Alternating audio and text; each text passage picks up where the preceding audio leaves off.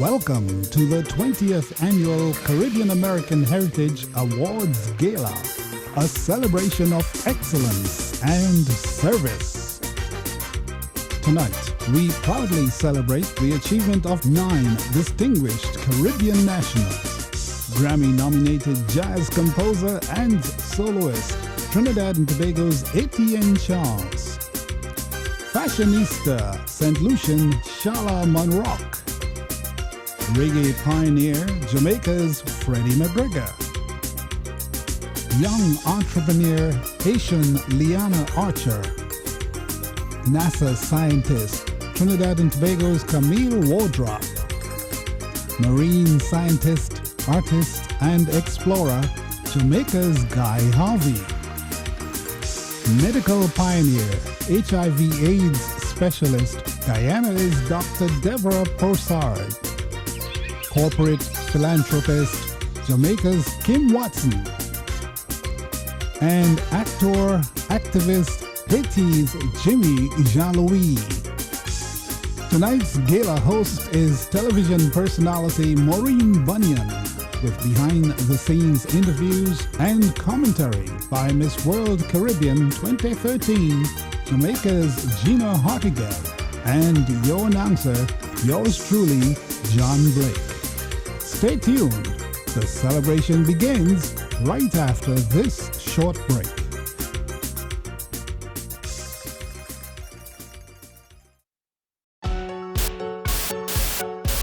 You're watching Carib Nation Television.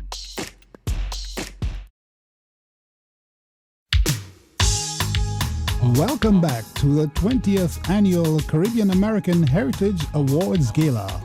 Ladies and gentlemen, Miss Maureen Bunyan. Thank you so much. Good evening and welcome. Welcome to the 20th Annual Caribbean American Heritage Awards.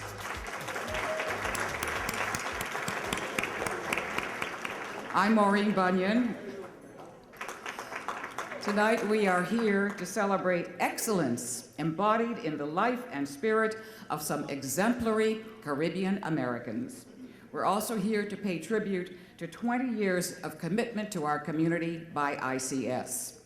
Not so long ago, I was the very, very happy and grateful recipient of an ICS award for journalism, and I'm so happy to be able to continue this wonderful tradition by being here to serve as your MC.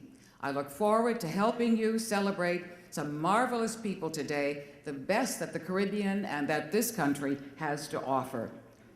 Now, to give you a formal welcome, we invite Ambassador Carlton Masters, Chairman of the Board of the ICS, to come forward. Ambassador Masters. Good evening, ladies and gentlemen. I am indeed delighted that you were able to come out. The audience is looking awesome tonight. All the tables are filled. Tonight, as you know, is the 20th anniversary of ICS. ICS was founded by Claire Nelson, and we will talk about her later. But it is not a Jamaica or Guyanese or Trinidadian or Antiguan or Montserrat or Barbados or St. Vincent and the Grenadines. It is CARAH. We are one family when we are here tonight.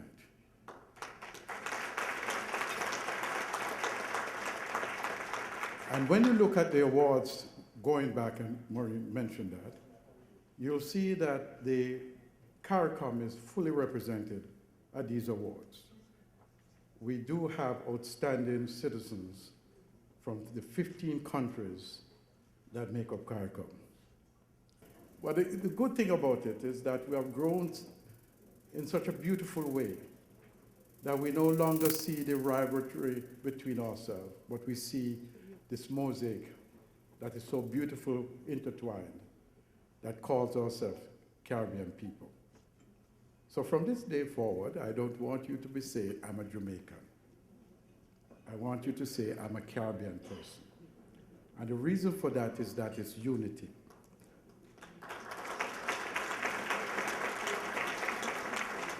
Tonight you will see some outstanding citizens of the Caribbean being recognized. And when you see all of them tonight, you will say, my God, we never know those people exist. But they do. Every day in our lives, one of us here is making a tremendous contribution to these Americas and to the world. And we will continue that tradition. So I wanted to say, welcome. ICS is proud to be part of this process, and we continue to work together as a people. Good night. Thank you. To God be the glory. To God be the glory. To God be the glory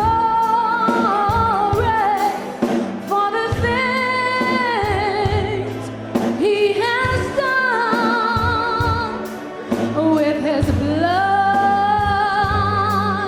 He has raised me with His power. He has raised me. To God be the glory for the things He has done. Good evening. I am delighted to be here, and I thank all of you, including and especially our sponsors. As a young person, I'm especially pleased to see the number of young people in ICS. A big thank you to the production team and volunteers. I want to thank especially Karima Daly. She is the ICS Operations Manager and the Executive Assistant to the President, Dr. Claire Nelson, for all of her hard work.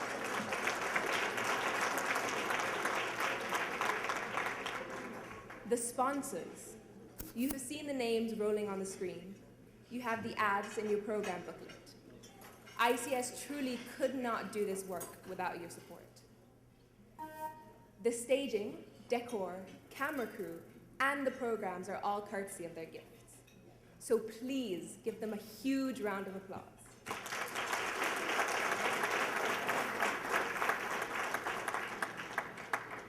And for those of you who want to build a relationship with the leading advocacy organization in the Caribbean American community, please see one of the many volunteers.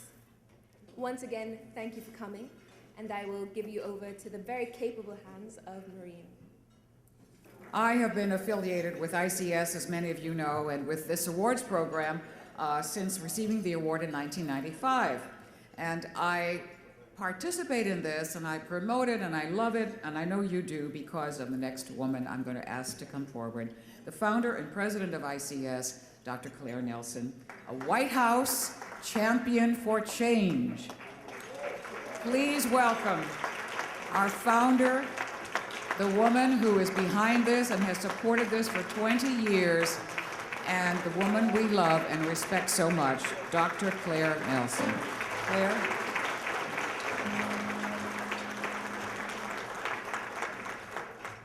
Old pirates, yes, they rabbi, sold I to the merchant ships. Minutes after they took I from the bottomless pit. But my hand was made strong by the hands of the Almighty. We forward in this generation triumphantly. Won't you help to sing these songs of freedom? 'Cause all I ever heard, redemption song. Ladies and gentlemen,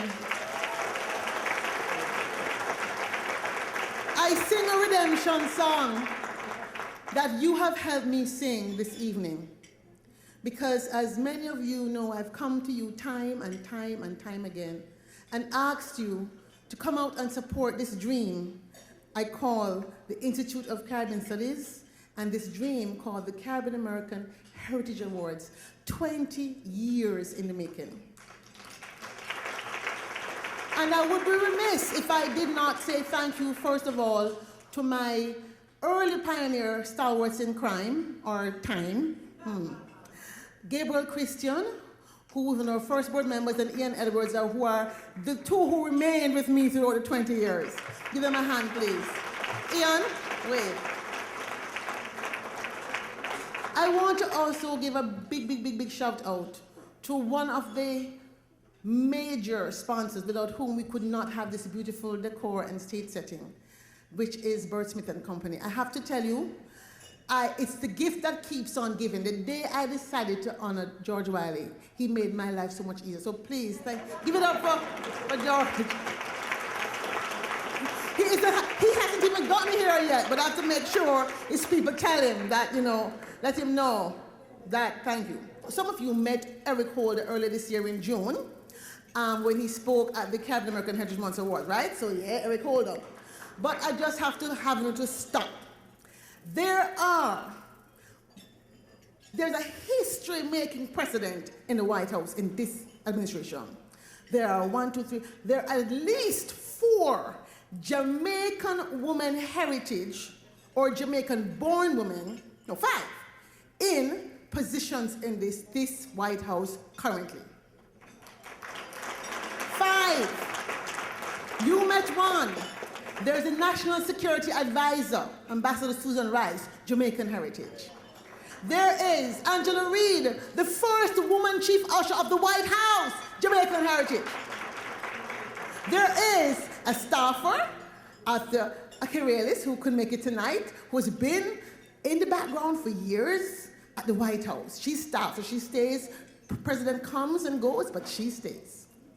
And tonight, it is my absolute delight to at least have her wave at you, the first ever woman of African descent who is hearing impaired to become a lawyer, so there's the first deaf black woman, is President Obama's White House Director of Outreach for Disability Affairs. And I'm just asking her to stand and wave. She's here with us, Miss Claudia Gordon. Please stand and wave, stand and wave.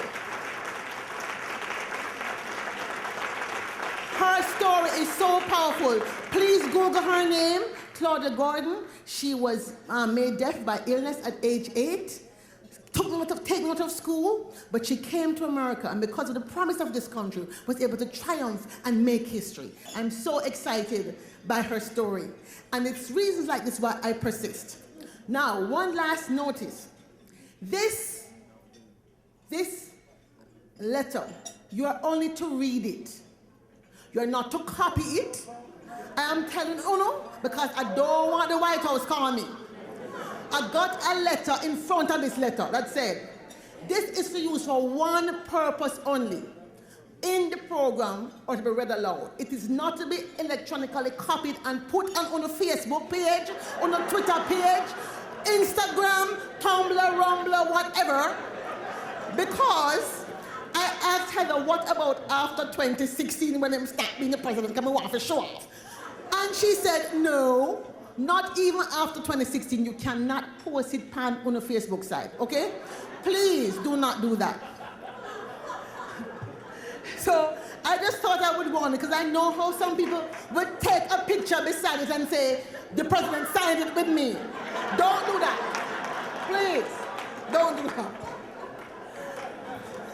Now, folks, I just want to say I want to thank everyone for coming. It has been a challenging year, a year of really rethinking if this is a mission I want to continue. We've been working with Accenture and CUSA in a special Diasporas for Development partnership, and we've been doing some serious rethinking of the vision of ITIS going forward. And I have to say, I was going to use this event as a bellwether.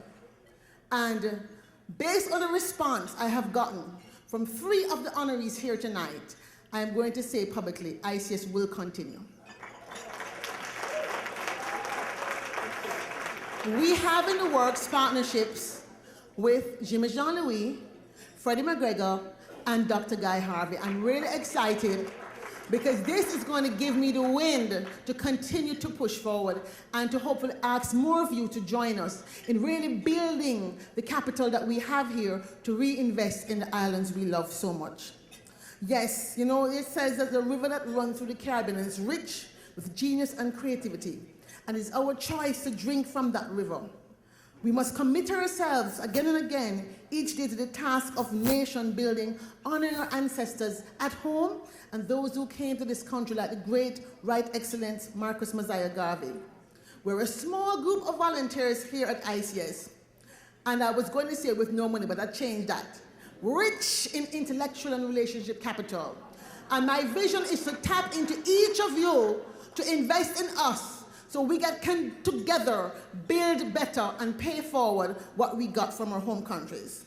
All revolutions and improvements start with individuals, and the power begins with each and every one of us. So I'm asking each of you, please, to engage with me in this battle for economic liberation and justice and inclusion and prosperity.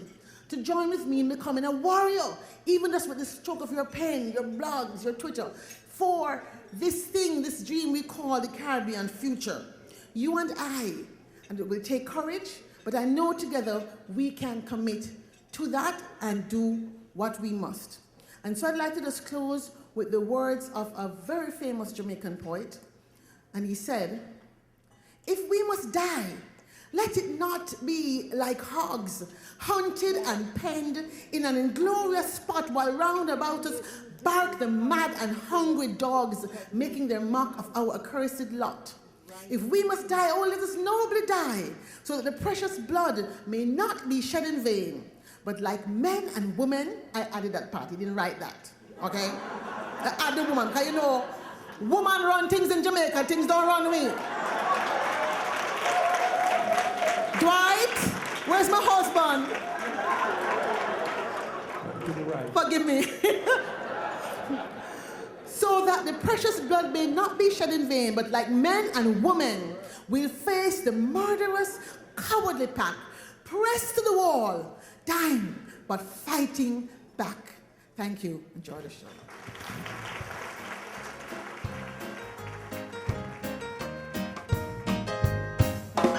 Hey, one love, hey, one heart.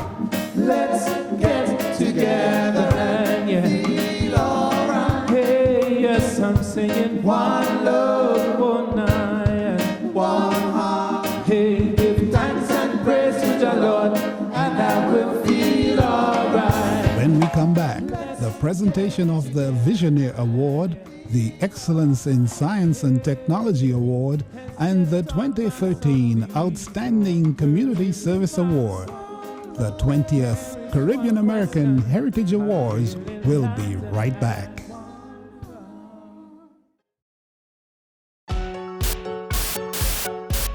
You're watching Carib Nation Television.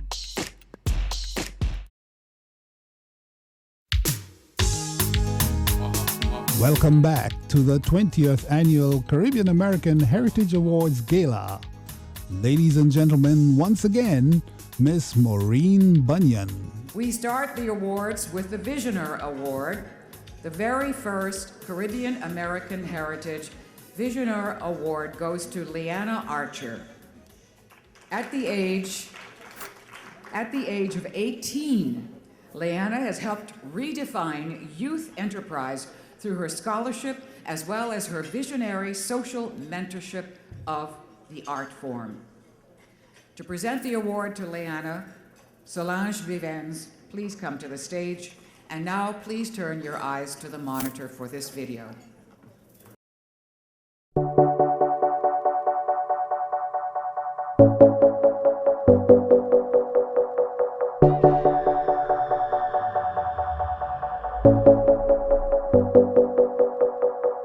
It started out because I used to always get compliments on my hair. I used to put this stuff in her hair when she was younger because it was put in my hair. My mother wore it in her hair. After a while, I went to my parents and told them about it, and they... First, she approached her mother to start the business, and... Of course, my husband and I had no idea on, anything about a business.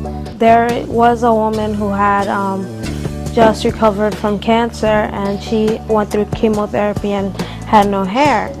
And she was my friend's aunt, and she was visiting from, I think, Florida. and she said that she would like to try the product because she's trying to grow hair for her son's wedding. It was maybe 6 months. She got a letter and a picture from the lady saying, "Thank you, I'm wearing my own hair at the thing, and God bless you, and you know, it's a great thing you're doing," and so forth and so on. So then that was it. She was determined.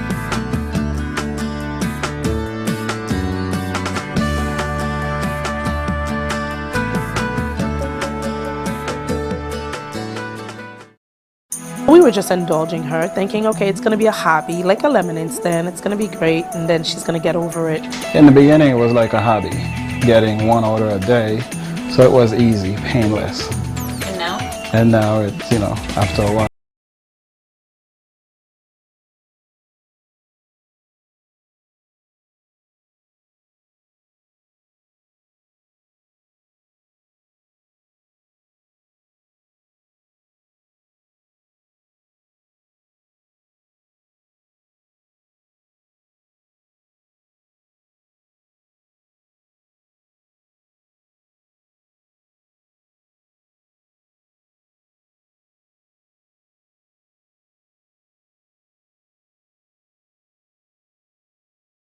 Put this in your hair, Mom.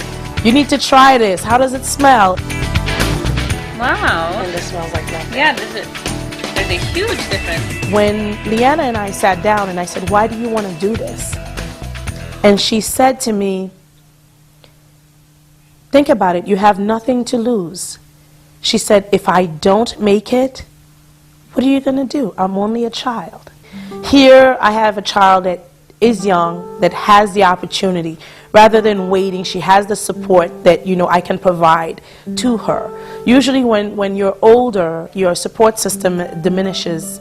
You know, if you're not fortunate enough to have your parents, your grandparents, it diminishes a lot. And with the added responsibilities that life brings, it's very hard to take a step, you know, and go forward with your dreams.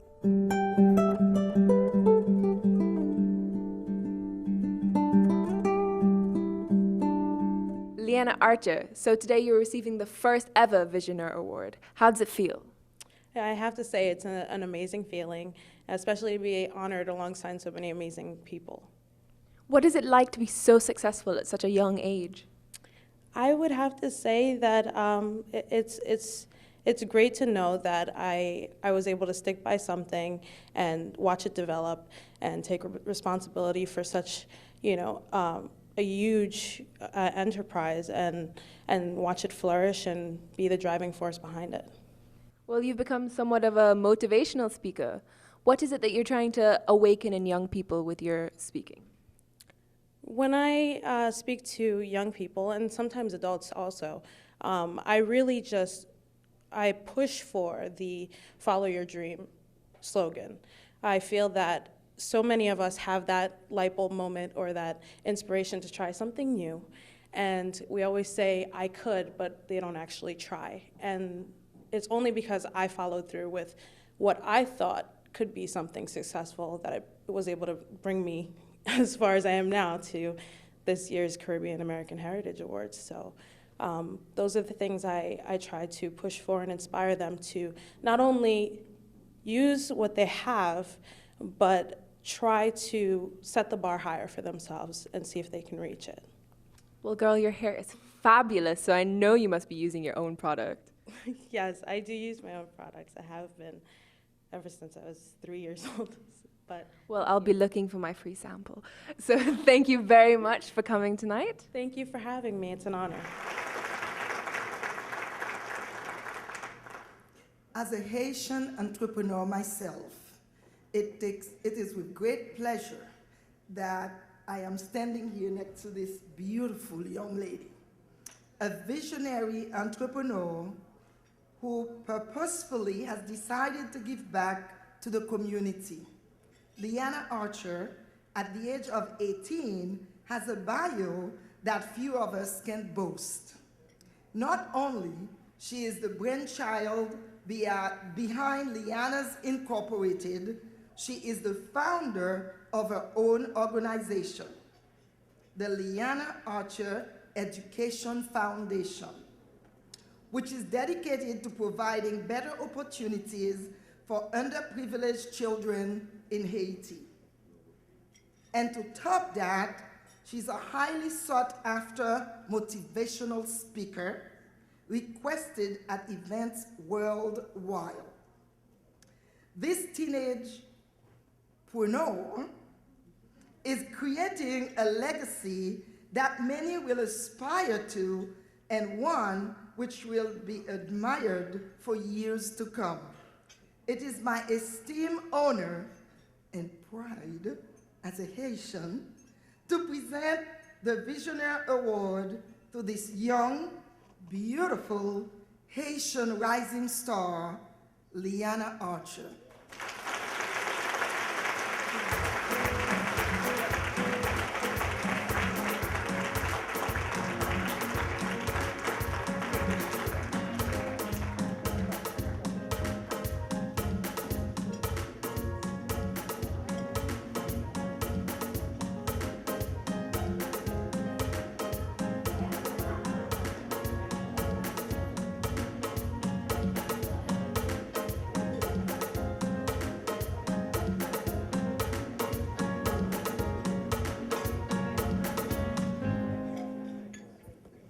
Good evening, everyone.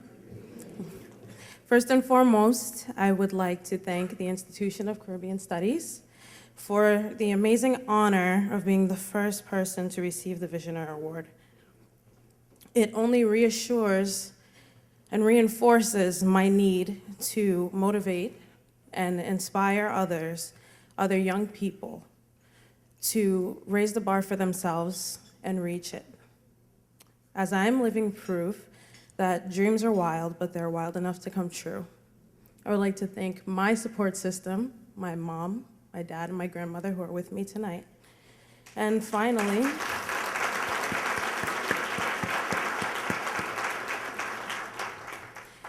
and a quick thank you to my great-grandmother in heaven who's watching over me right now, for whom I'm living the American dream. As she has left her legacy of the hair products for me, and I'm carrying that dream out for her. So thank you again, and continue to enjoy this lovely evening. Thank you.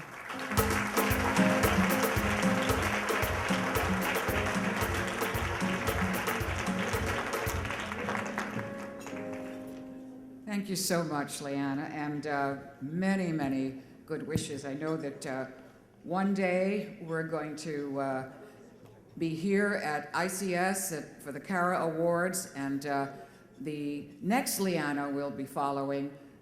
She's a wonderful young woman, and we're looking forward to seeing your products all over the world. Now, from hair products to the night sky. When you look up into the sky, you probably wonder what it would be like to travel to the stars. Haven't we all done that on a nice, beautiful, warm summer evening? Deep space travel's not here yet. We can only go to the stars in our imagination. But when deep space travel does arrive, you can bet that the woman who is our next honoree had a hand in it.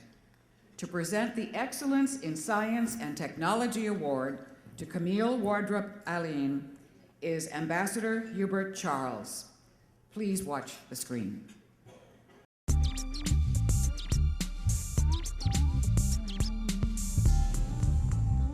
I am Camille Wardrop Alleyne, the Assistant Program Scientist for the International Space Station here at NASA's Johnson Space Center. As a child, I remember at the age of 6 or 7 years old, I would be stargazing, dreaming about space. So I attended Howard University, where I got a Bachelor of Science degree in Mechanical Engineering with an aerospace option.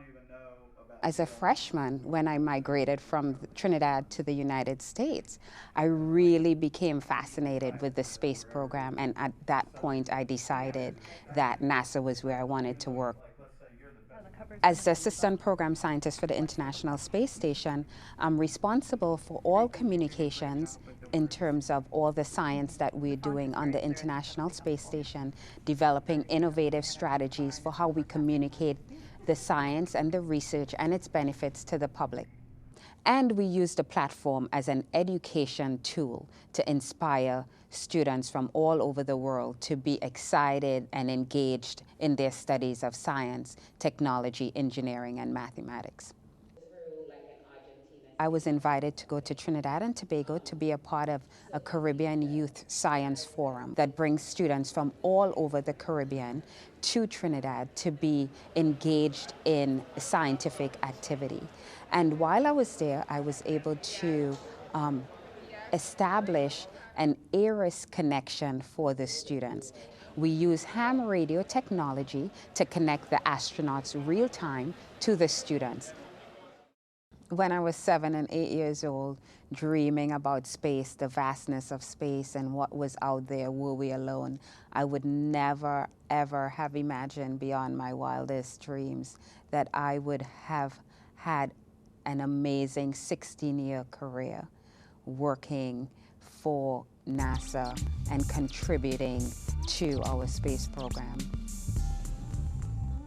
Hi, so I'm here with Dr. Camille Alleyne, and you will be receiving the Excellence in Science and Technology Award. So how do you feel about that? I feel very honored and privileged and very humbled. And where does your passion for aerospace engineering come from? It came from a love for math and science as a child and a love for airplanes, which is really where that love of flying comes from. And I remember at 6 and 7 years old, sitting on the trunk of my dad's car, dreaming about space every night. So even before I knew that my life would take that turn, I was dreaming about it and setting my life on that trajectory. And you've also been involved in some of the designs for some of the spacecrafts, have you not? That's correct. Yes, I've been involved in the space shuttle program. I've been involved in the next generation of human space transport called the Orion Space Project, and I led the systems engineering team for that design of the crew module. And now I'm involved in the International Space Station, which is a science lab in space, and we have a crew of 6 on board that live for 6 months at a time on the laboratory. And will you be part of that crew sometime soon? I don't think so.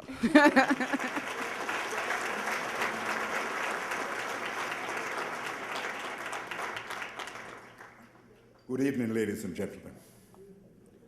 I am pleased on behalf of the government and people of the Commonwealth of Dominica to congratulate Dr. Claire Nelson and the ICS for the excellent work done on behalf of the Caribbean people over the past 20 years. I'm equally pleased to recognize and congratulate all tonight's awardees. My responsibility, though, is to recognize and congratulate Dr. Camille Wardrop Alleyne. With a distinguished career as an aerospace engineer at NASA, Camille's star power is one to be emulated by all our Caribbean students who, like her, gaze into the wondrous sky. Her stature as one of the few women of color and the only woman of Caribbean descent in a senior management position at NASA should be lauded.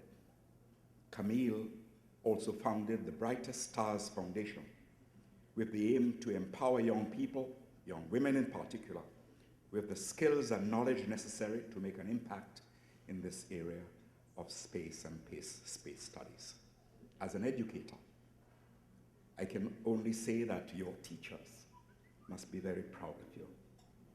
I wish to congratulate you heartily for earning the 2013 Award for Excellence in Science and Technology.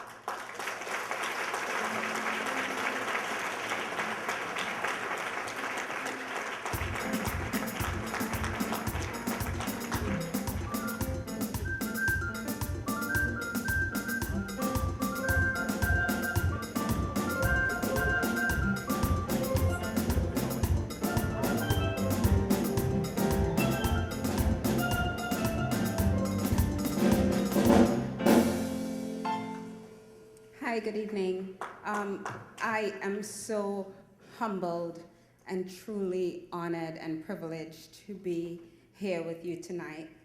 I first want to thank Dr. Claire Nelson for your extraordinary commitment to making a difference in the lives of Caribbean people in the diaspora, and your tireless efforts in recognizing our contribution to the United States. So thank you.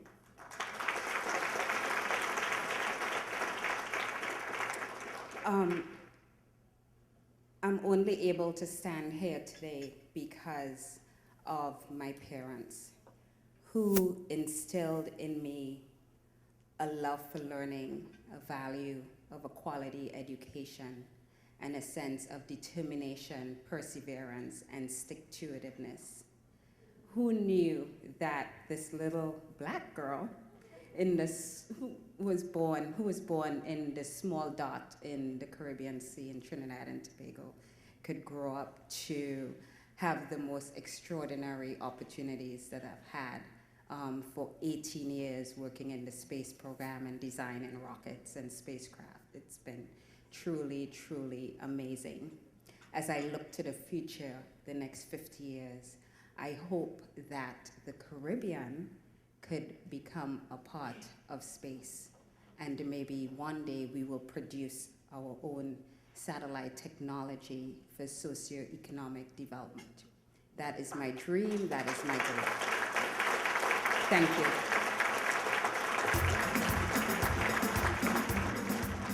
Camille, when you do go to the stars, please take us with you.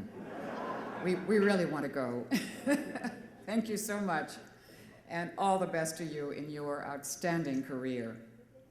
Now, we cannot live without energy, and we cannot live without the great work of the winner of our Outstanding Community Service Award. Kim Watson is the Vice President for Community Affairs at PEPCO, and she is an outstanding communicator and dynamic leader in our community. To present the award to Kim Watson is Julia Hyatt, the Minister and alternate representative of the Permanent Mission of Jamaica to the OAS. I'm delighted that Kim Watson is being recognized this evening. Kim and I served together on the Board of Directors of Cultural Tourism DC a few years ago. She was a great board member and a wonderful colleague. Now that I'm Executive Director of Cultural Tourism DC, Kim is even more important to me. Kim is a wonderful board member in that she doesn't sit in a silo. She listens, she sits on a conference call, and she absorbs it all, and then tries to figure out how she can help me to move our organization forward. She gives me access to her relationships, and that's a wonderful thing for me because it gets me out of my comfort zone and into a place that can serve our constituencies better. I'm delighted for you, Kim. Congratulations, all the best. My name is Mary Merritt. I'm the Executive Director of the American Diabetes Association in the National Capital Area. Kim Watson has served as the chair of the leadership board in the Washington area for the past 2 years. She has been an outstanding leader for everyone on the board. When I think of Kim, I think about 3 things. Number 1, she's very confident, she knows who she is, and she carries herself in a professional manner. She also is a wonderful leader in terms of coming up with new ideas on how to make our organization grow. And she's very sincere and passionate. She really, really cares about the people that she's working with and for. So I want to say thank you to Kim for everything she's done, and congratulations, Kim, for everything that you deserve. Hi, I'm Catherine Leggett, and I hail from Montgomery County, where Kim Watson is indeed the face of PEPCO. She is our community leader. We know that when Kim comes around, she is going to work hard to ensure that whatever project we're working on actualizes. She's committed, she's engaging, she's trustworthy, she's collaborative, and she is indeed a leader. Tonight, we celebrate her. We celebrate her for all the good she does in the name of PEPCO. I know specifically she has worked on 2 projects with me, namely one for the libraries, ensuring that we had all of the products and services that were needed at the libraries in Montgomery County. Second, she worked with me on the executive ball, where she's on the steering committee. She brought insight, she brought information, she brought money, which was really important, so that we would have arts and education in the schools. Kim, thank you for all that you do. We applaud you tonight, we celebrate you tonight, and you are so deserving of this award. Congratulations. So I'm here with Kim Watson, and you are receiving the Outstanding Corporate Community Leader Award. What does that mean to you? I'm really thrilled about it because, in fact, it's been a culmination of over 28 years in the community, and so to be recognized at this point is really, really a wonderful thing. And how does it feel to be a woman in such a high-powered position? Actually, it's wonderful, but it's also, I'm trying to bring more women in. I mean, it's an opportunity to work with a major corporation in Washington, and it's been a great ride. But there's a lot more women that we need to get into the utility industry in particular, but many of the industries that we have. And I know that you do some work with the Jamaica Women of Washington. Yes. And so can you tell us a little about that and what that means to you? Actually, it's a great organization. It was started by my sister, Dr. Jackie Watson, and one of the things that we looked at is health and education. She's the health person, I'm the education person, because I've been passionate about education and really been working within the Caribbean to make sure, especially Jamaica, but Caribbean in general, to support health issues as well as education issues, particularly our youth. So I'm working on various programs that will bring opportunities to our young people in the region because it is sorely needed. Looking at entrepreneurship as a mechanism to keep young people out of jail and productively employed, and so that's one of my passions, as well as just making sure that we are giving back to the community in general. Kim, Jamaica is always proud when its diaspora sons and daughters do well, and because this success reflects on all of us, and it is a distinguished honor to be here to present to you this award on behalf of the ICS.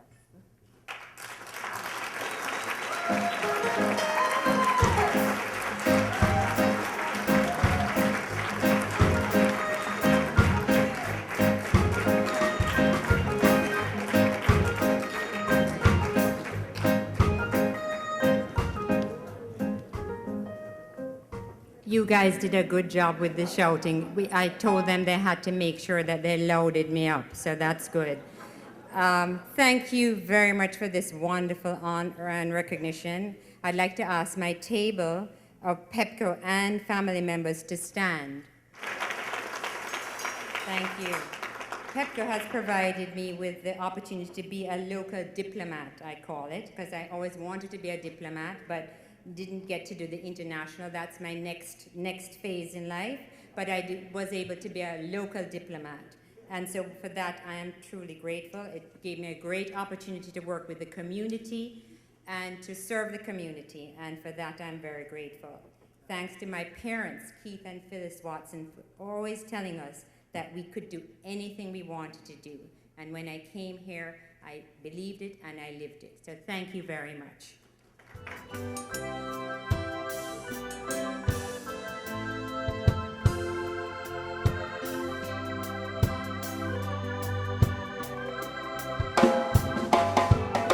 Hey, well, I remember when we used to sit, yes, in a government yard in Trenchtown.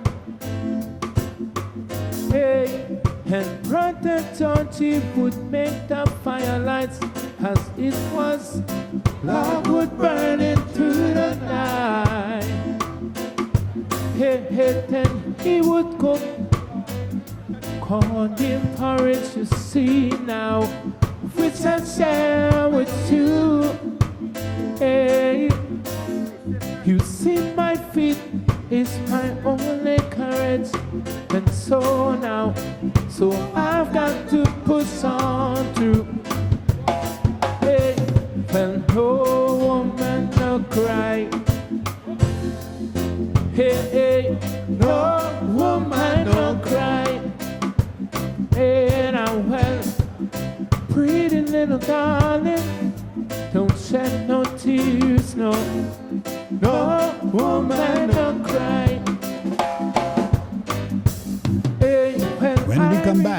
the presentation of the Outstanding Contribution to Medicine Award, the prestigious Vanguard Award, and the 2013 Trailblazer Award.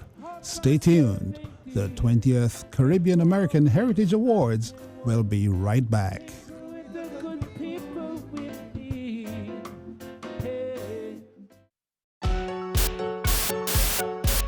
You're watching Carib Nation Television.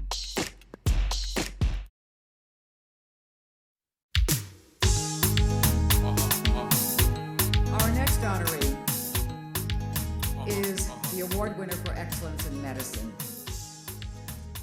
It wasn't so long ago that the sound of the term HIV-AIDS struck fear in our hearts.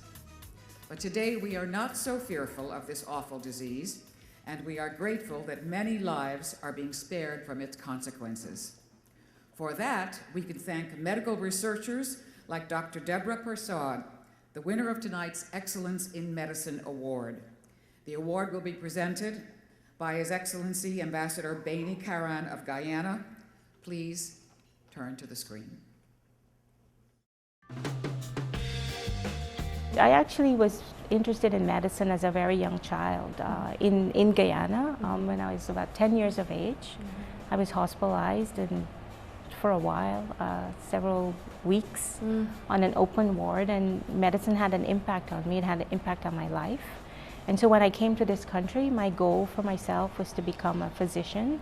And that idea was actually fostered by my mother, who was a single mom with 4 children. But you know, for her, education was very important for her children because she herself was not educated.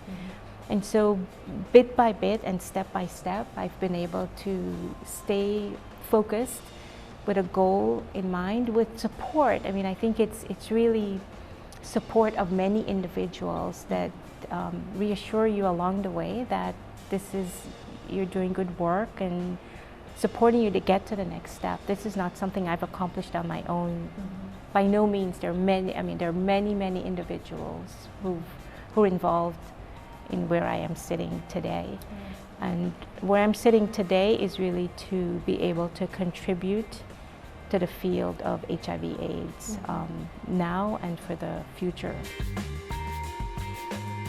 It's actually thrilling to be recognized by the Caribbean, as you know, to receive the Caribbean Heritage Award, because you're from the Caribbean, you know, you're always from the Caribbean, and I've spent most of my life here, not in the Caribbean, but the sense of family, community, service, and sense of self that you get from growing up in the Caribbean is indescribable, I think. And it's so embedded in you. I mean, I've spent the first 16 years of my life in Guyana, and my family's my mother's in Brooklyn. It's unfortunate my mom is not mentally with it to be able to witness this, because I think this is really for her. She would be thrilled to see me sitting here representing the Caribbean, and the Caribbean for a benchmark in medicine that was unexpected. It is a thrill for me to be able to receive this recognition, but not only the recognition, but to represent a role model for other Caribbean kids who moved to America for the American dream. I really believe I represent the American dream from where I started to where I am today. Hello, so I'm here with Dr. Deborah Persaud, and you have been working with HIV and AIDS. Where does that passion for the battle against HIV/AIDS come from? So actually it all started in New York City in 1981 when I was a medical student at NYU Medical Center, and that's when the epidemic started. We first started seeing cases of AIDS in young gay men, and then in children of Haitian origin, and then the epidemic just exploded. And so as a medical student, it was really an experience that had a huge effect on me, because it was having a diagnosis of AIDS at that time meant that you're going to die.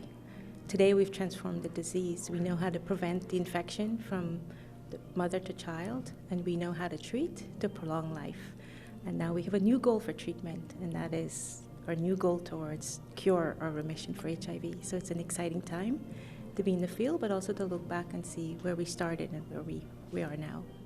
In April, you were named by Times Magazine as one of the 100 most influential people in the world. How did that feel? It's hard to describe how it feels. I think now in retrospect, I look back and to be recognized for the contributions I've made to medicine and science on a disease that has such a large impact on human lives globally is quite an incredible accomplishment. And what would it mean to you to find a sterilizing cure for HIV-AIDS?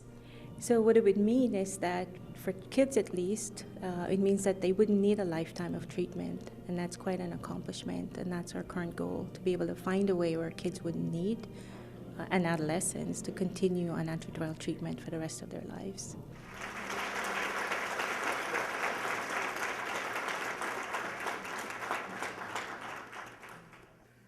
Hailed as one of the best and brightest AIDS researchers in the field today, Dr. Deborah Persaud will go down in the history books as a clinician first and a scientist second.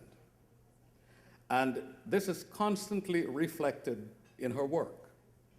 For her, everything begins at the bedside, attending closely to patients and then working in the lab.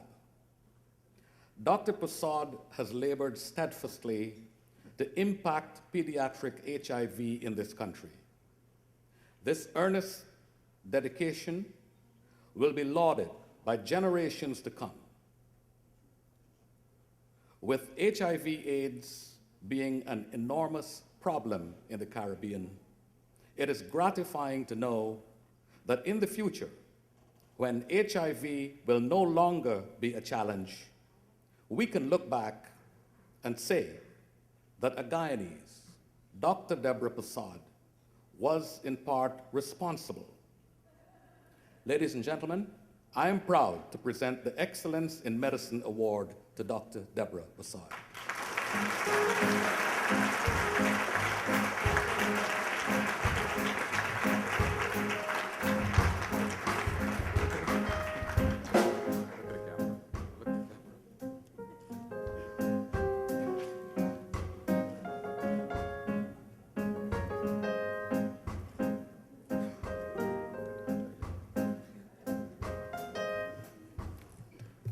Good evening. I think the video says it all, but I really want to thank the ICS and for really bringing me back to my roots and to reflect on where I started and where I am today.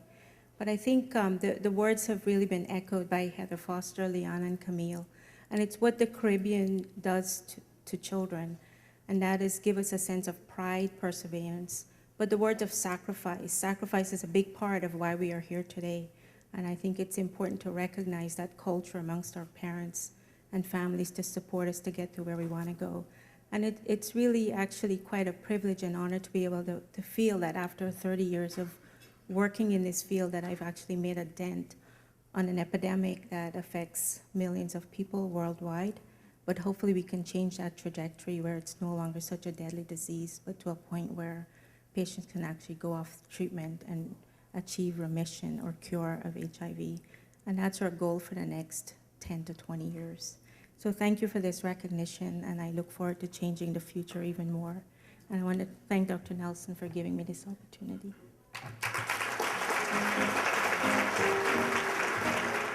Thank you so much, Dr. Persaud, and thank you for your contributions to our good health. Our next award is the Vanguard Award. It's presented to someone under the age of 40. Not too many of us here tonight, I guess. Only a few people here eligible for this award. Someone under 40 whose body of work as an emerging leader demonstrates a hint of the greatness to come. Tonight we honor Shala Monroque, a St. Lucian with a beautiful face and a beautiful mind. To present the Vanguard Award, Ambassador Sonia Johnny. Please, your attention to the monitor. Yo, look back on the bully when cats used to harmonize. My name is Shala Monroque. Yo, my men and my women, don't Fashion for me is a way of expressing myself. I live downtown on the Lower East Side, and I worked at the Thompson Hotel at the restaurant there, Kitty Chai, and I used to ride my bicycle to work every day. I found this casting on Craigslist for a shoot for 17 magazine, and the storyline was the new All-American Girl. And I was walking down Mercer Street, and I saw this guy sitting with paintings with his friend, and I kind of liked it, so I stopped and was chatting with him, and he said, "What are you doing?" And I said, I'm going to this casting, I hope I get this job. And he's cross-eyed. So he said, "Don't worry, I'll keep my eyes crossed for you."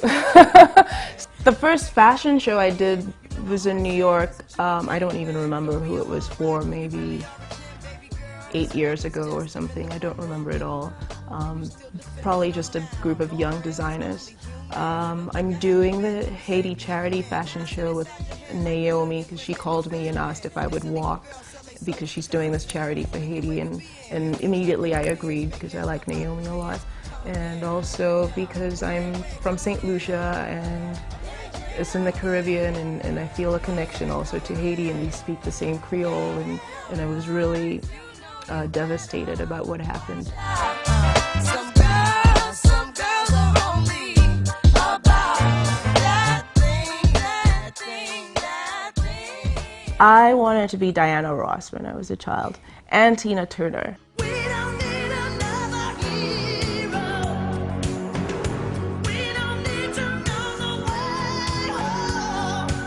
So when I think of icons or people, or since we're talking about fashion, I don't think of what they were wearing, but more about their confidence or their soul or what they give back, and I'm attracted to that. We can rely on.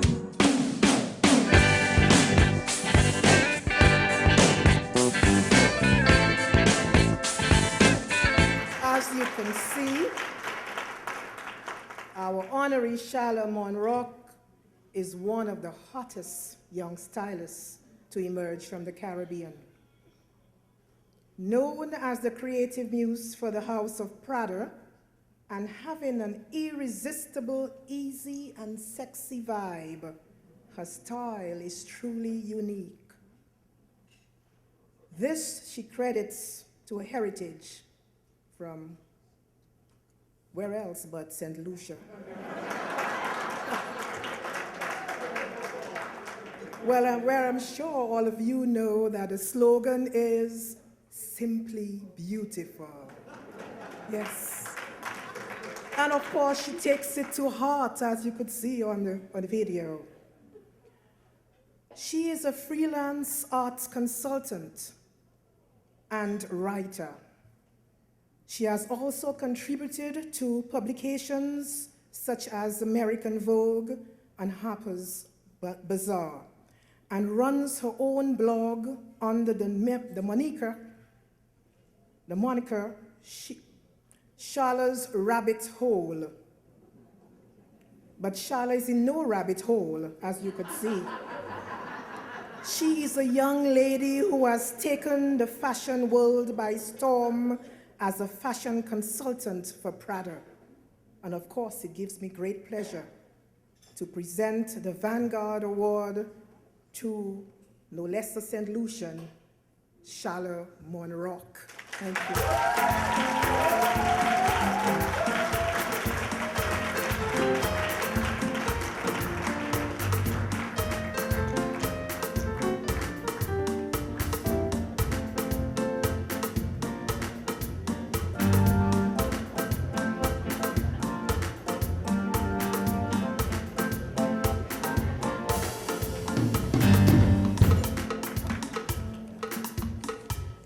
Good evening. When I was 10 years old, I remember my mother taking me to the City Hall to see the body of Sir Arthur Lewis, who was the first Nobel Prize winner from St. Lucia. Shortly after, Derek Walcott also won the Nobel Prize for Literature. As a child, that left me with great role models.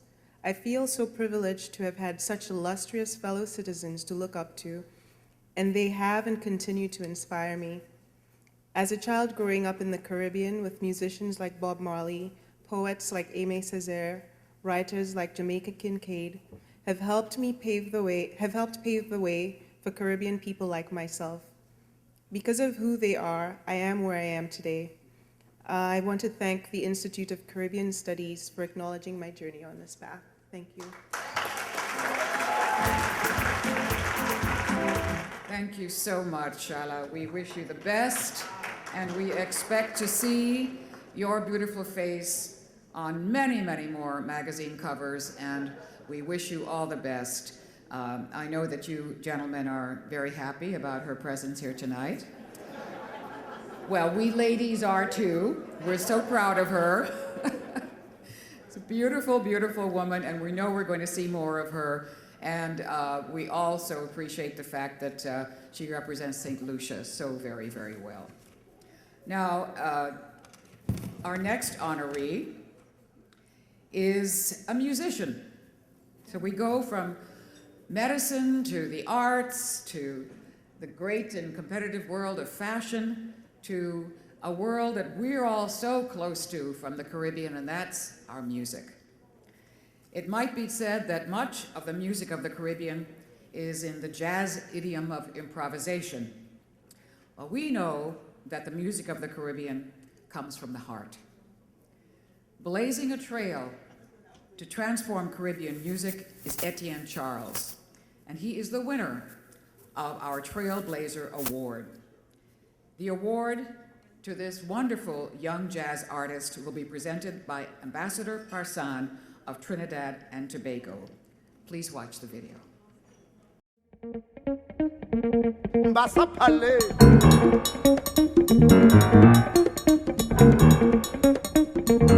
My name is Etienne Charles, trumpet player, composer, and this record is called Creole Soul. It really is a mix of many of my different emotions and influences. It's kind of like a melting pot of ideas, of sounds, colors, tones, of my influences from everywhere. We go through all kinds of different colors. Some of the tunes that we played, the covers of the standards that we did are songs that I connected with on a special level. Thelonious Monk's Green Chimneys, because of the heavy bounce and Caribbean feel in that melody. Turn Your Lights Down Low, Bob Marley's ballad. No, No, No, classic rocksteady tune, which to me personifies the blues. And then the originals, we did a tune called Creole, which is inspired by my first trip to Haiti. A song called Roots, which is dedicated to my Martinican roots. And we go through, we take a Bel Air rhythm. That's the rhythm that we use, and we break down just to that rhythm, mess with it. So one of the songs on the record that really speaks to me is Memories. It's an arrangement that I did of the classic Calypso by Winsford Devine. It was made famous by the Mighty Sparrow. And this song is a dedication to those who have passed on.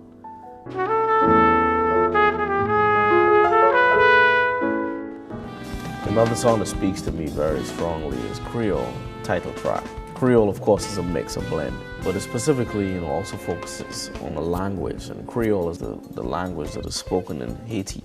And I went to Haiti for the first time at the beginning of 2012. And the emotions of being in such a special place, becoming familiar with the music, the rhythms, the Racine music, the Congo, the Mascarade, the Avalo, did all of these different things to me. And that's the tune that came out. If you listen to Creole, you hear all of these different moves in there.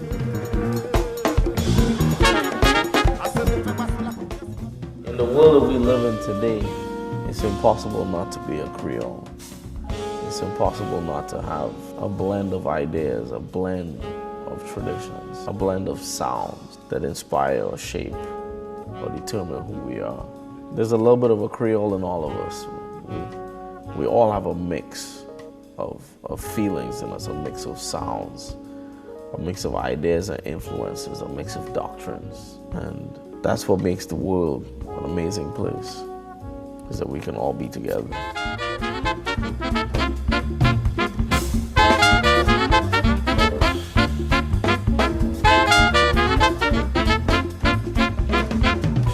with Etienne Charles, and tonight you will be receiving the Trailblazer Award. How are you feeling about that?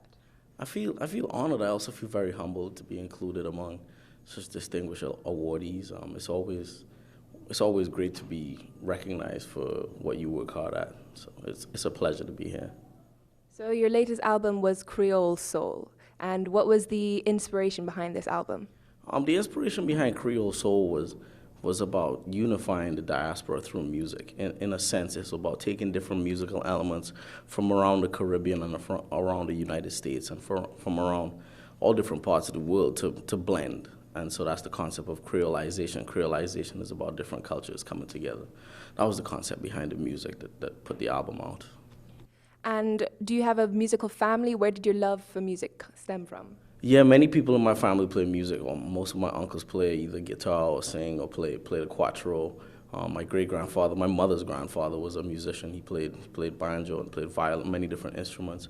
My father's father was a musician as well. So there's many different people in the family have played music. So as a child growing up, there was always music around.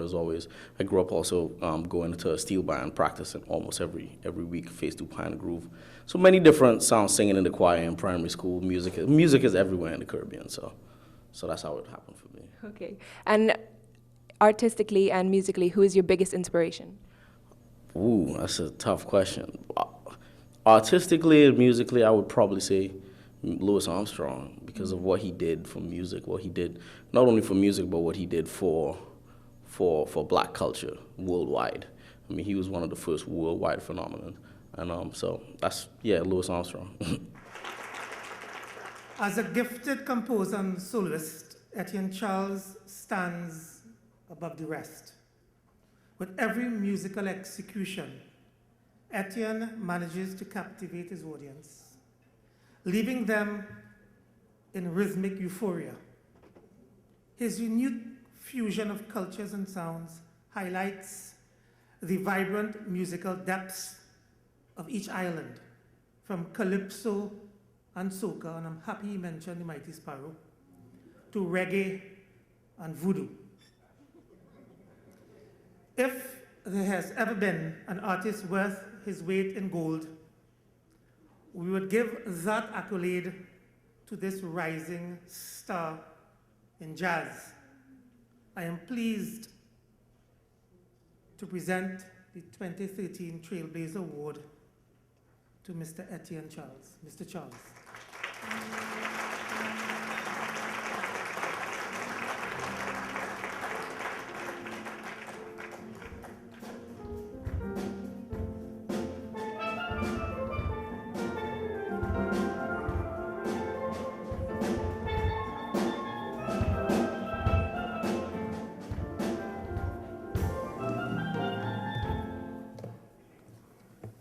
Whew. Good evening, ladies and gentlemen, distinguished members of the Diplomatic Corps, Honorable Minister. Hi, Mom. I would like to thank my parents and my sister for inspiring me from an early age with their work ethic and their example as citizens of the world. Along with my teachers and mentors, my parents always encouraged me to strive for excellence and to continue to seek out new ideas. I would like to thank the Mendez and Charles families for continued support and guidance. I must also thank my bandmates, my fellow musicians, for their great artistry and time again, their keen ability to explore musical territories and entertain some of my crazy ideas. To my students and colleagues at the Michigan State University, they constantly have me thinking and exploring new musical concepts, as well as new ways of teaching and discovering learning. I must thank them for invoking thoughts and ideas. I would also like to congratulate my fellow honorees tonight. I'm truly humbled and honored to be included among such a distinguished class of honorees. So congratulations to all of you.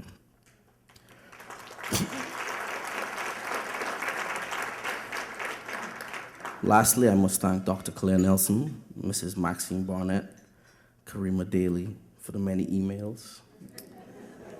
I would also like to I'd like to thank and congratulate the Institute of Caribbean Studies for their encouraging award, and to also congratulate them on their 20th anniversary of documentation and acknowledgement of the numerous contributions of Caribbean nationals to the development of the United States and to the rest of the world. I thank you very much.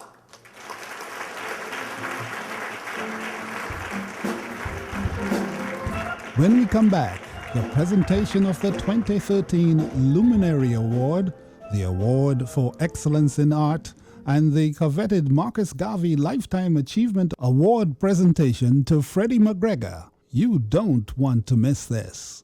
We'll be right back.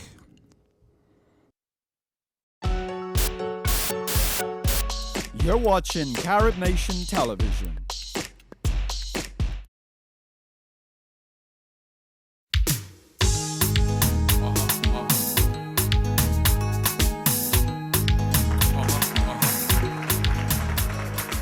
Our next awardee has a beautiful title. He is known as the Defender of the Caribbean Sea. He is an internationally respected oceanographer and arguably the world's finest marine wildlife artist. Dr. Guy Harvey is the recipient of this evening's American Heritage Luminary Award. The award will be presented by CARAH honoree of 2008, Mr. George Wiley, CEO of Burt Smith and Company and a great supporter of the CARAH Awards. Please turn your attention to the screen. Dr. Guy Harvey is a scientist, artist, angler, diver, conservationist, explorer, and filmmaker fiercely devoted to family and his love of the sea. Growing up in Jamaica, Guy spent his youth diving and fishing with his father. Fascinated by what he witnessed, Guy began drawing pictures of the life he saw beneath the waves. He devoted himself to the underwater world, earning high honors in marine biology at Aberdeen University in Scotland. Eager to learn more, he received a Ph.D. degree in fisheries management from the University of the West Indies in 1982. He also served in the Jamaica Defense Force Coast Guard Reserve for 10 years. His skills as a marine life artist continue to grow, and in 1985, his detailed depictions of Ernest Hemingway's book, The Old Man and the Sea, set him on a new course. 3 years later, he licensed his art on apparel and a number of products, capturing the spirit of life in the sea. Guy devoted himself to exploring even more, to gain knowledge of life under the waves, and then to share what he observed through his meticulous artwork.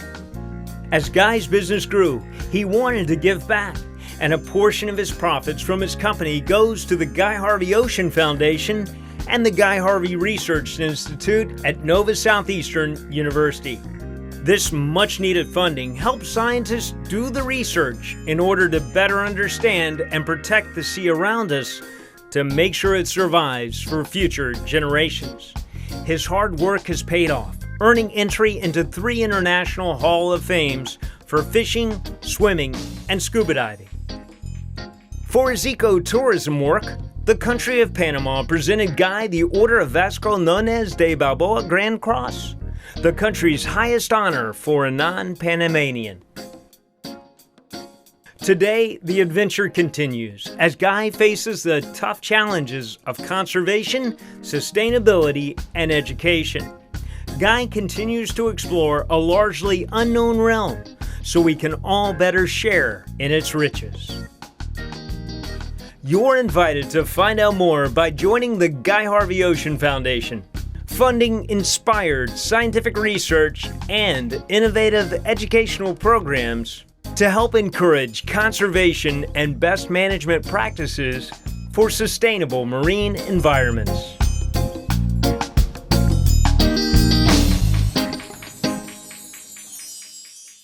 Dr. Guy Harvey, good evening. It's a pleasure to see you here tonight. Gina, absolutely fantastic to be here in Washington, D.C. for this amazing event tonight. Looking forward to everything. So I know that you are a very vocal advocate of marine conservation. You have even established the Guy Harvey Research Institute, as well as the Guy Harvey Ocean Foundation. That's correct, Gina. Through my background, my career started out as a marine scientist. In fact, I studied fisheries science and went on to do my doctorate at UWI in Mona, Kingston. And my art career was blossoming at the same time. And eventually, a couple of years after I graduated, I became more involved in art than in science, and my hobby became my profession. Well, that's amazing, and I'm very much a fan of your hobby. I've seen some of your artwork, and it's amazing. Where do you draw that inspiration from? Initially, it came from growing up in Jamaica. I had a really fantastic childhood growing up in southwestern Jamaica in Westmoreland. My parents were farmers, and they loved to fish. And so in the summertime, away from school, we would go down to the coast by Bluefields and Belmont and places like that. And I would snorkel and shoot fish and go fishing with my dad in a canoe. And all the inspiration that, it was a very formative time for me. All the inspiration was derived from those early years. But at the same time, living on the farm, we're surrounded by, wonderful lush hillsides, all the animals and birds. Jamaica has a wonderful selection of both endemic species and migrating species. And so I would paint as much bird life and flowers and plants and so on as I would fish in those early years. I think the overriding inspiration was to become a marine scientist, and I worked while I was at UWI at both Port Royal Marine Labs and Discovery Bay Marine Labs. And so I got a really good understanding of what was going on. I worked very closely with the Division of Fisheries, the Minister of Agriculture, and all that before I left. And so I have a pretty good knowledge of what's going on there, and of course went to many other islands in the Caribbean at the same time. So I have a pretty good understanding of the current situation of fisheries, reefs, and also marine life generally, where we are and what we need to do. Well, in terms of the fact that you not only photograph and draw marine life, you also document it. Is that where that comes from? The documentation comes because initially from the thrill of interacting with these amazing creatures. Some of the larger billfishes and sharks and tunas are very awesome animals to be with, just to be in their company underwater. And of course, accessing them was very difficult. Most people wouldn't want to go diving with a marlin or a big shark or something like that. So 20 years ago, I was spearheading techniques to get these animals on film, because you couldn't go to an aquarium and see them. There was no aquarium in the world that would host these large animals. So it was exciting work and very pioneering in many respects. But at the same time, we're doing all these tagging studies on these fish, because they are fish without boundaries. They move all over the oceans. They don't belong to any one single country. And so the whole exercise of learning more about their life history, I found a real challenge, and I still love doing it to this day. So tonight you will be receiving the Luminary Award. How are you feeling about that? I feel really good about this award, Gina, because it's outside the normal genre of where I operate, which is fishing, swimming, diving. It's really a regional, almost a very international award, and I feel very honored to be even considered for it, especially when you look at the people who've received this in the past. I'm very honored. I'm a huge star of some of the reggae fans who've already been here, and will always be for the rest of my life. So I'm absolutely delighted, as is my family. Guy Harvey is a renowned marine biologist who has combined his significant talent with his love for the sea to provide the world with unmatched images of the ocean. His contributions are enduring, bringing light to our lives. Using his unbelievable artistic talents, this remarkable and prolific conversationalist has become the voice of the creatures of the sea. His dedication to protecting the defenseless and endangered species of marine life is praiseworthy and deserves our gratitude and acclaim. It is a great pleasure to present the Caribbean American Heritage Luminary Award to Dr. Guy Harvey.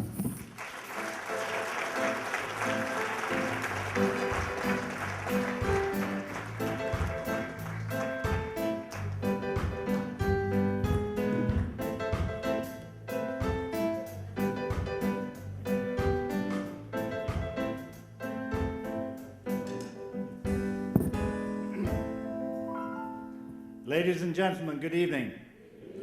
Thank you very much.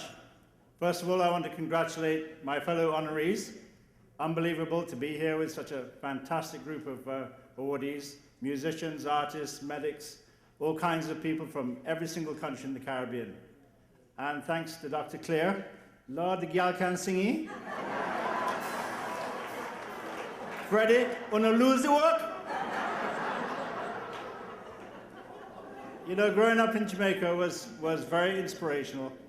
And of course, one of the most inspirational things was music in Jamaica. And I'm just astounded to be here tonight with Freddy. I mean, I listened to his music for 40 years. Between him and Jimmy and Bob, you know, these guys are the life and soul of the Caribbean. So congratulations, my fellow friend there.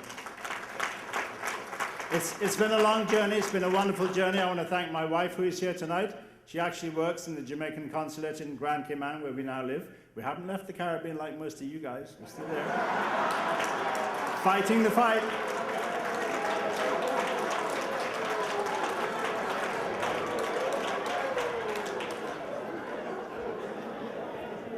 I now leave there. Anyway, I have a big team in Florida, I have to admit, where our companies, our foundations, our research institute is based. I want to thank them. None of them are here right now. They're all working pretty hard. But without that team, I couldn't do what I do. So thanks, team. And thank you, my family. So what's next? You know, many people say, well, you've done so much in the last 30 years. What are you going to do next?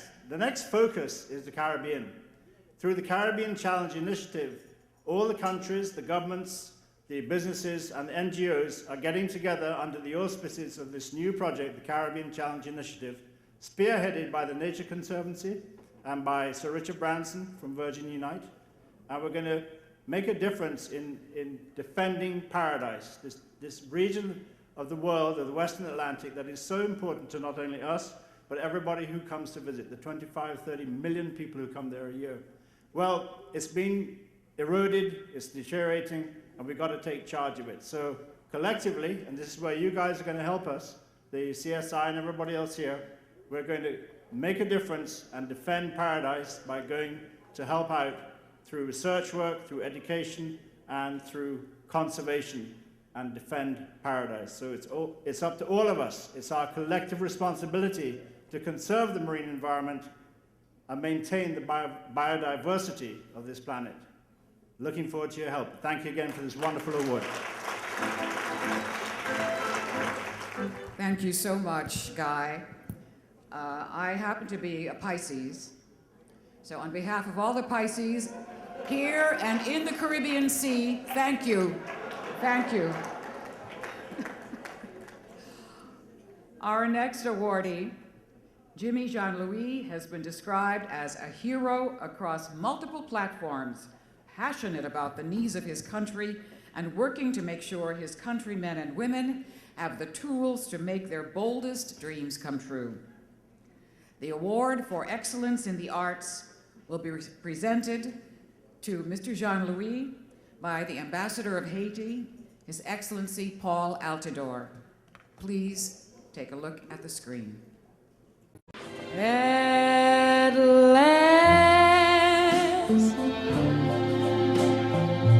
don't be still. My love has come along. In a matter of years, Jimmy Jean-Louis has become one of the most successful Haitian actors in Hollywood.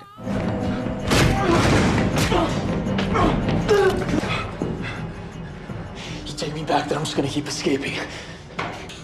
I'm not taking you back. You deserve a better fate. Your mother helped me when I was in need. So now you're helping me? You must start a new life, Peter. I fear this is the only solution. Your secret is safe with me. Jimmy moved to Los Angeles in 1998 and immediately started honing his chosen craft by lending his abilities to underground and independent films. That eventually led to him landing a role in Jean-Claude Van Damme's Derailed, which set the stage for subsequent roles with other Hollywood A-listers. Who has your family? I was promised no harm will come to them.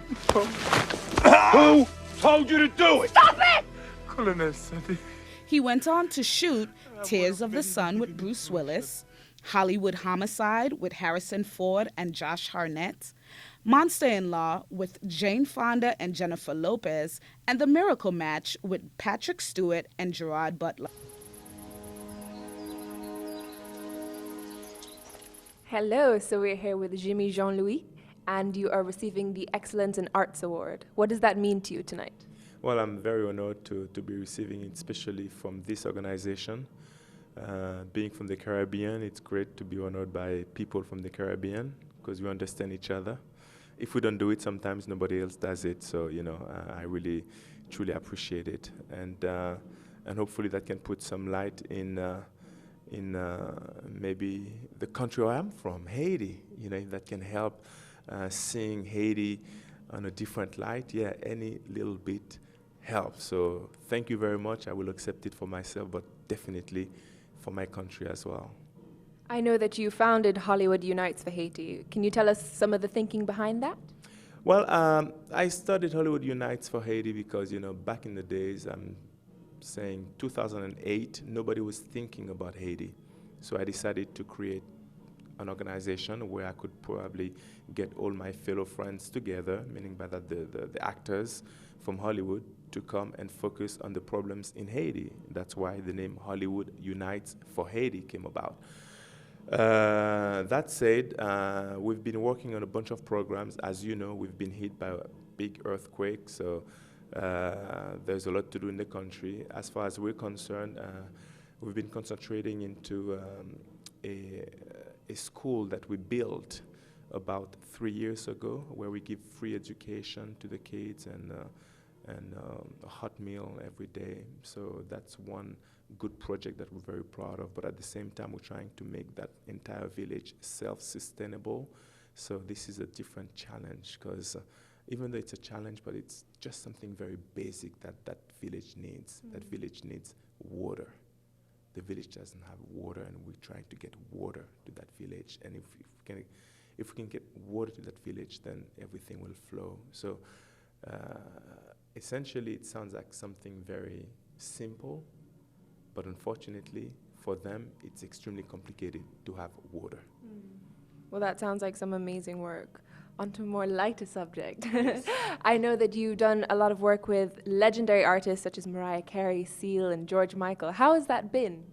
Wow, you throwing me back in my video years. Yes. Oh my God, that was in the 90s.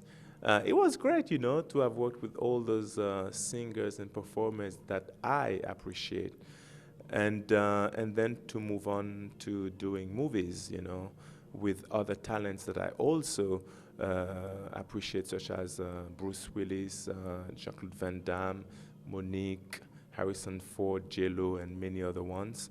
But yeah, you know, it's an interesting arena, you know, the Hollywood jungle. There's a lot going on, lots of glitz, and at the same time, you have to know where you're walking, because you go up, you go up, you go up, but you can easily come down. So, you know, I'm trying to be very careful with that. And I'm trying to, you know, stay real, you know, stay close to my roots, and the roots being Haiti, that keeps me strong. But yeah, I enjoy the time there, and it also helps me telling stories that wouldn't usually be told. For example, I haven't been able to play the role of Toussaint Louverture, which is a movie about the man that gave Haiti its independence. So I played the title character, and throughout that because of that movie, people are also able to see and look at Haiti on a different light. So, you know, art is art, but at the same time, art helps educating the world to some level. Well, thank you so much. I'm sure we're all very appreciative of the work that you're doing for not only Haiti, but the Caribbean. So thank you for being here tonight. Thank you. Good evening, everyone. It is an honor and privilege and just my luck to be present this wonderful award, and on behalf of the 44 members of the Legislative Black Caucus of Maryland, I want to thank Dr. Claire Nelson and honor and just support her for all of her work. There are 44 members of the caucus. 3 of us are of Caribbean ancestry. I know that many of you know the Honorable Delegate Shirley Nathan Pulliam from Jamaica.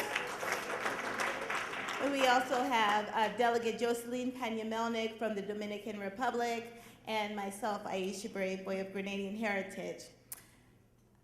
With his humble beginnings in the streets of Haiti, Jimmy is a prime example of what it means to rise above adversity.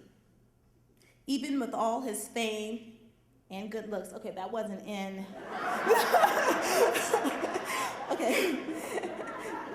Jimmy has remained modest, grateful, and an endearing figure in his community.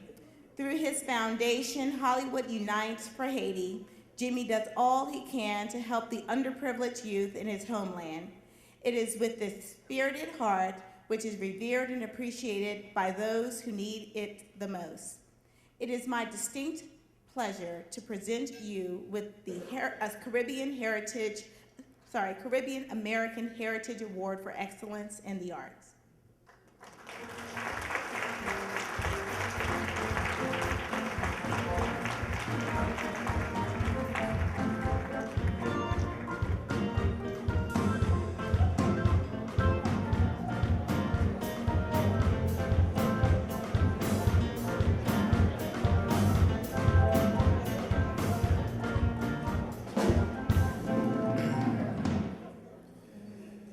I didn't know I was the joke of the night.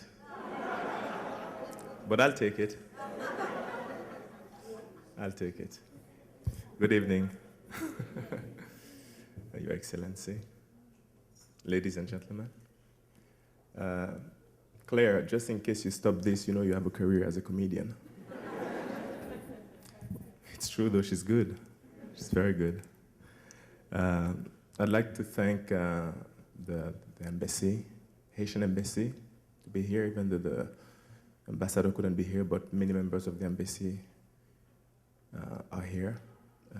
Nathalie Lyoto from the PADF, thank you for your support.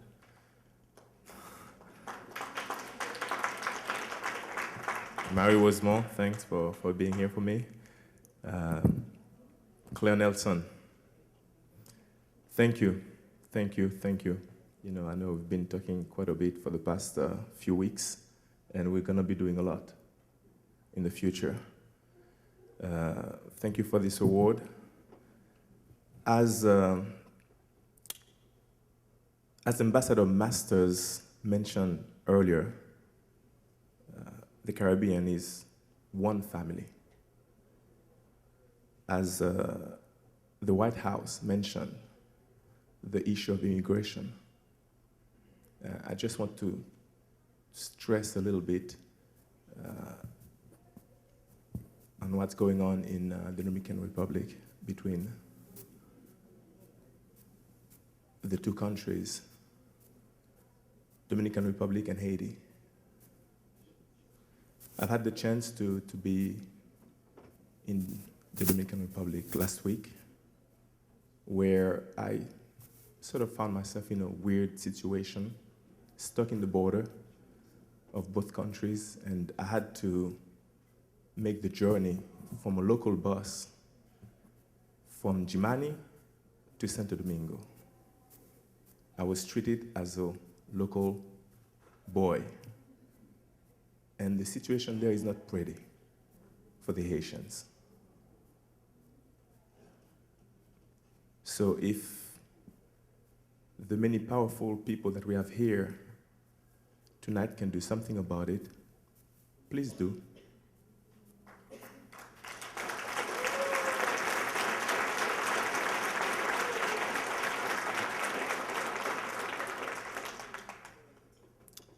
Because I do believe in one Caribbean, one country, one family, one language maybe. Have a good night.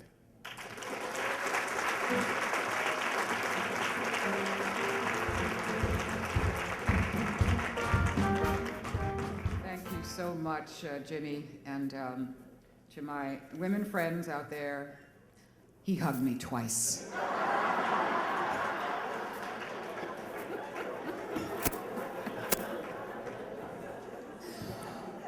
I hear some hissing. What is that about? Where's the love? Where's the love? And as you can see, not only is he a gorgeous man, but he's got a beautiful brain and he understands a lot of the politics in the Caribbean, and I hope that you will take to heart what he said about the relationships between the Dominican Republic and Haiti. Our next honoree is a veteran. He has been in show business for 50 years. His big ship has carried his music to every continent. The Marcus Garvey Lifetime Achievement Award winner is Freddy McGregor.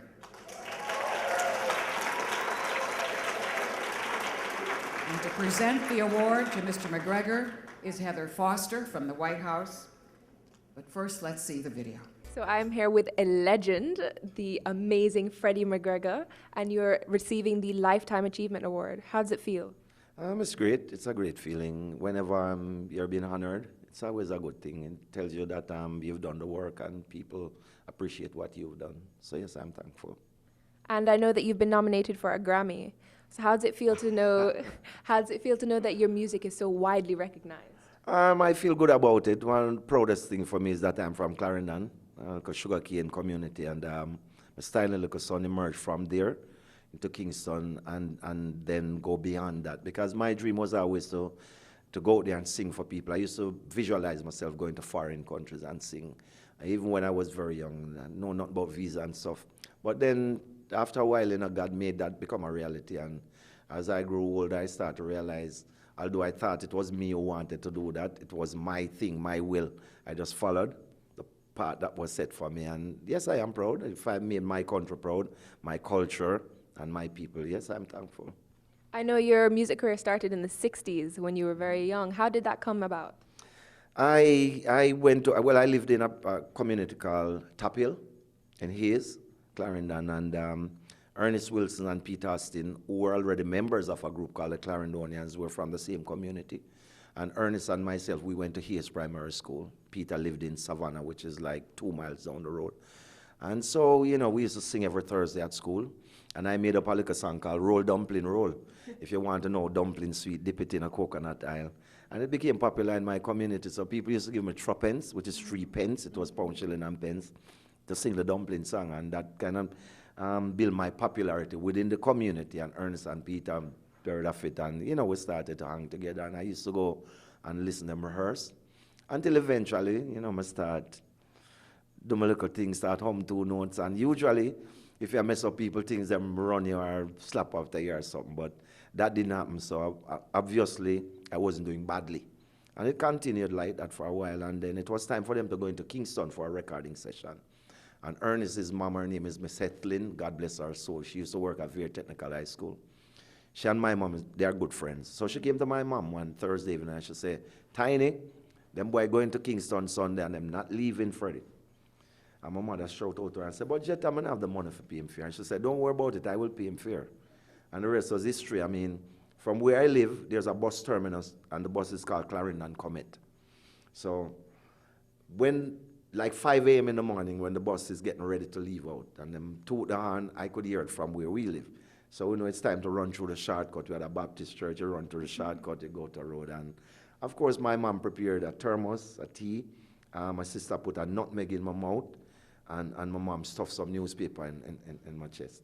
I didn't know what it was all about then, but I was going to Kingston, and there was nothing more exciting to me than going to Kingston. And when we got to Hayes Square, where the bus stopped to pick up other people, Ernest and Peter boarded the bus, and Ernest's mom gave the final instruction. She said, when you see the cemetery, because we never know about cemetery at the time, when you see the cemetery, you're downtown. I asked the bus driver to put you upon the Patipan bus, which is the number 13 bus, and tell him you're going to the studio. And so we followed that instruction, and we ended up at 13 Brentford Road, which is Studio One. And that changed everything for me. That day changed my entire life. I walked in there, There's this host of popular people from Alton Ellis, Ken Booth, Bob Andy, Bob Marley, Scatterlights, Jackie Mittoo, Dan Drummond, you name it, they were all there. It was amazing, you know, and everybody would ask, so, Ernest, who that? You look at brother and him say, yeah man, look at Freddy, him can sing. And hey guys, sing, make them here. Roll dumpling, roll. Mash up the place with my dumpling tune. So after a little while, I became like friends of all the people there. And 1 week after my arrival there, Mr. Dad asked Ernest to bring my clothes. And so for the rest of the time, I ended up living in Pembroke Hall with Mr. Dad at his house. And it was just from there to studio, home studio, until he boarded me out with a Christian family. Sent me to a school called St. Andrew Junior High on Agley Park Road, and you know, went there for about 1.5 years. But it was still studio, home, studio, school kind of thing. And I spent about 2 years at that institution, and the rest was just studio, studio, studio. And it was just that urge and wanting to get a hit song and the whole popularity thing, you know. And it was frustrating, yes, because Mr. Dad, I like Mr. Dad onto Berigadi. What Studio One was to Jamaica is exactly what Motown was to America, having understand the Motown history. So Mr. Dad really struggled, because then we had other studios like Dynamic Sounds, Federal Records. Those studios were reserved for what we call uptown people. So there would be John Jones, there would be Keith Lynn, there would be Pluto Shervington, Ernest Simmet. Those were the artists who would go to those studios. We couldn't even go to the gate. So we had to head downtown to the more ghetto studio, which would be Treasure Isle, Mr. Joe Creed, who was on Bond Street downtown, or up Brentford Road to Mr. Dad. And so, you know, after years sticking with it, and I can tell you, it's very difficult. I don't know how this happened. To go to Kingston at the age of 7 in pursuit of a music career that don't come with a weekly salary, yeah. I had no idea what I was doing. That's why I can tell you it was me. Yeah. I just followed what had happened. And, you know, I stuck with it because that's what I loved. And eventually, Mr. Dad would always encourage me, don't get frustrated, because when your time comes, nothing can stop you. And that always sink in my head until today. And so I remained patient, you know, go through the struggles with him, because he struggled a lot, I can tell you. And eventually I made a song called Bobby Babylon, which came out in 1980, although it was recorded way before then. And that song kind of propelled my popularity in terms of connoisseurs and people who truly love music and archive people. And then that popularity started to build, and started to build in the UK, of all the places. Little did I know, because I didn't know. I was just there in Jamaica trying to make something happen. And in 1989, I did my first project outside of Studio One, and that took me to the UK with a producer called Winston Niney Holness. And having arrived in the UK, it was my first time, another strange experience. I did an interview with a gentleman called Mr. David Radigan. And it was then I realized the impact that Freddie McGregor had on the UK music circuit. And so when I got back to Jamaica, I started to work even harder, you know, and it all started to pay off. And then I recorded a song called Big Ship, and it just propelled, and everything just started to happen from there. And the rest of it is here in Washington, D.C. On November 22nd for an award. So yes, that's been a journey, but a good one. So I know that a lot of your music, you feel a lot of hope in it. Is that what you're trying to portray? What are you trying to say with your music? I would love to consider myself a defender of the poor, the voiceless, the struggle that we see around us each and every day. Because that's how I grew up. Where I come from in Clarendon, in Hayes, is like, when I first went to Africa, it reminded me of exactly my situation. We lived in a Wakland Dab house. I don't know if you're probably too young to understand what Wakland Dab means. Wakland Dab is a mud mixture using ash, mud, and all those things, and you cut a wood that we grow in the hills called wackle. Okay. And you use that to kind of, how do I describe that? You use it and you fix the thing, and then you use that mud that you mix and you paste it on. Okay. And that's exactly what I saw when I first went to Africa too. Yeah. And I'm like, wow, we don't know about carpet and tiles. It was all ground floor, and you spread something on the floor. So, yes, from there to where we are today, it has been a tradition and a long journey, but I learned to appreciate it as we go along. And then my thing was always to I mentioned to you earlier the studios that existed then and the struggles that we had going to those studios. So I realized I needed to build my own recording studio too, because that's how I would be able to help others. And luckily, I was able to do so. And we've developed a lot of young artists out of Jamaica, some of who have become multi-millionaires today, courtesy of my younger son, Stephen. And so that is exactly the contribution I wanted to make, coming from that era to where we are today. So I would love to think that I fulfilled that role. And the main thing was my mom. When I left country, it was to look after my mother, because I didn't see how she was going to go through in life. There was only Monimouth Sugar Factory and Yarmouth Sugar Factory down there. They later built a backside. So there was only sugar cane and nothing else. So, you know, my journey to Kingston was really to find a way to deal with my mom. And yes, she lives at my house today. She's 95. Thank God, I love her too much. And, you know, I think I fulfilled that. So the rest of it is just whatever God do for me for the future. I'll be grateful just to see it.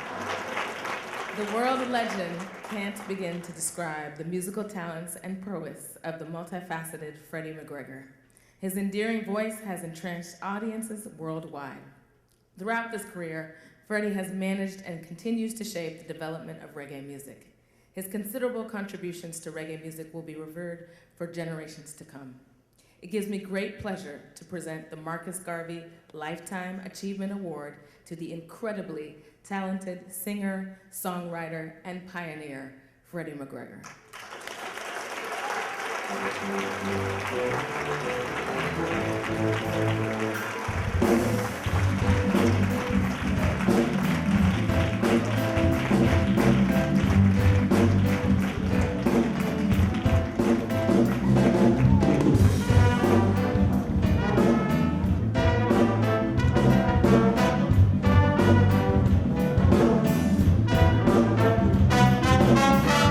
Good evening, everyone, and welcome. I want to thank you all for your presence here tonight. This is my first time at this award function, and I told Dr. Claire Nelson that most certainly you should continue with this for at least another 20 years. But she said to me, she said, no, I was getting ready to quit. And I'm like, no, you can't quit just now, because there are generations to come. And there will be great people in their respective fields that will need to be honored, and we need an organization like this, in fact, this organization, to be around to honor them when that time is come. So Dr. Nelson, you can't go anywhere anytime soon. This has to continue. But also, I grew up in a place called Hayes, Clarendon in Jamaica. And at the age of 7, I made up a little song called Roll Dumpling Roll. If you want to know how dumplings sweet, dip it into coconut oil. Well, I got a lot of threepence, 3 pence, because we used to use pound, shilling, and pence back then. And I got a lot of threepence for singing that dumpling song. But little did I know that many years after, it would take me to places that I've only dreamt of. And that I'd be around to still make music and to represent my country, my culture, today. So it has been a long journey, but it has been a good one. I think I'm blessed by the Almighty to create songs that people love, messages about the poor, the suffering, about the women that we love and all those kind of things. So I'm thankful to be around here today. And I thank God for blessing us with his blessings so we can contribute in our respective fields. I thank you all very much, and I love you, Dr. Nelson. Thank you. I don't mind when you say that you're going away. I just don't want to be lonely. And I don't care if we share any more today. Just don't want to be lonely.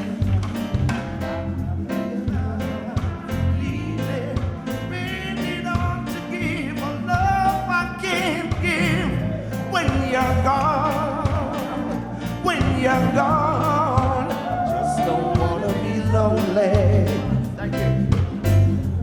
I don't care if the time set the sun and the moon. I just don't wanna be lonely. care if the time set the sun and the moon. I just don't wanna be lonely. Rather be loved and needed, depended on to give the love I can give. When you're gone, when you're gone, I just don't wanna be lonely. Oh, now. Thank you. Well, you know, wow. I wasn't planning to sing tonight, certainly. But you know something, it's hard when you see the band understand and the microphones and loving music like I do. But I feel I have to touch something tonight. You have something for me? If you don't mind, that is.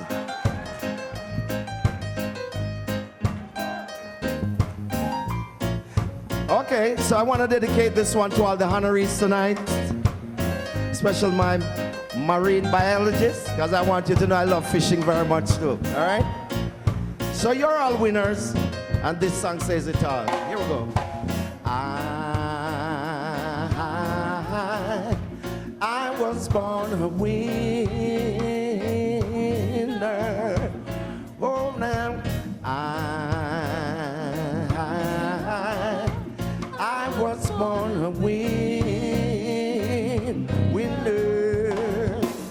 I remember the times how we used to sit in the park, holding hands together. I never should have gone away and left you like I did. I thought you'd take me back, but I was just a little bit late.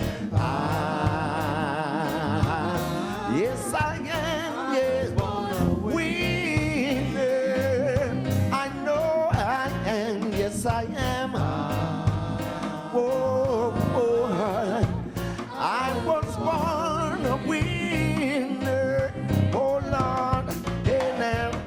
My lonely days and my lonely nights, girl, is on the outside looking in, dreaming of holding you tight. Well, I guess I've had my day, you let me go my way. It's me who has to pay. A loser they called me, but now I'm a winner. I was born to win. Sing it out if you're true born winner.